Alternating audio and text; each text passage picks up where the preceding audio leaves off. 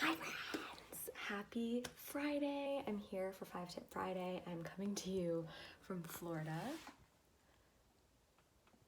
And today we're talking about self-acceptance, which is kind of a part 2 to last week's 5 Tip Friday on overcoming self-criticism. So I first want to start out talking about self-acceptance, that there is this common misconception that if you punish yourself enough with negative self-talk that will elicit change, almost like criticism as a form of motivation, which is just not true. It just doesn't work. So I really like to use a race analogy with some of my clients when we're talking about this, but I always say, like, okay, you're gonna run a marathon and you can choose option A or option B. Option A is I am right there with you and I say, like, oh, this is gonna be so hard, this is gonna suck, you're not a very good runner, you're not prepared for this race, and you're gonna be really thirsty and it's just gonna be awful. That's option A. Option B is I can be there whispering in your ear saying, like, you're gonna do amazing, this is gonna be so awesome, I'm so proud of you, you're giving it your best shot, and we'll celebrate afterwards, right? Like, which option would you run better in? And everyone always says B. So we kind of have to think of our own lives and our own self-talk in the same way. So let's get into the tips. The first one is get to know yourself. You really can't accept yourself if you don't take the time to really get to know yourself fully. So with this, I think really exploring your personality, identity development, figuring out what your values are, what your beliefs are, what's important to you. That's really the first and maybe most important step. Tip number 2 is practice kindness.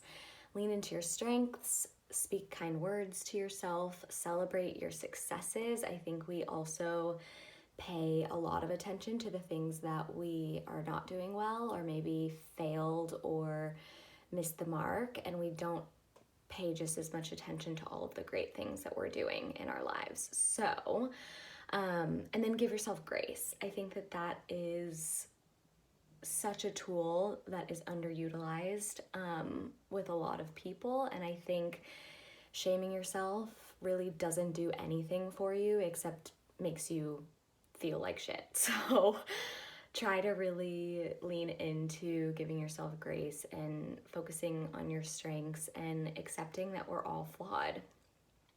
Tip number 3 is forgive yourself. I love this. Write yourself a letter and ask yourself, what is something you need to forgive yourself for? I love asking that question to clients. I like asking it to people in my life and myself. I think that forgiveness is really healing and can do a lot of good in your life and your relationship with yourself. Tip number 4 is challenge self-limiting beliefs.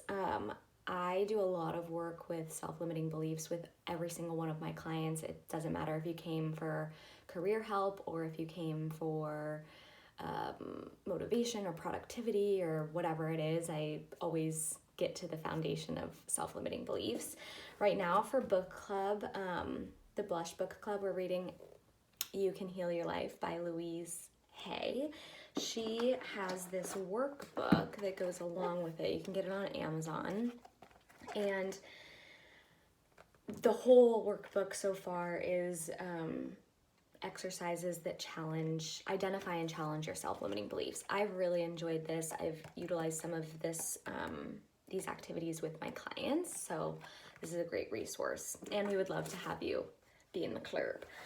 And then the last tip number 5, is consider the people around you. So ask yourself if anyone is in your circle who's speaking unkind words to you, who in your life reinforces your negative self-talk.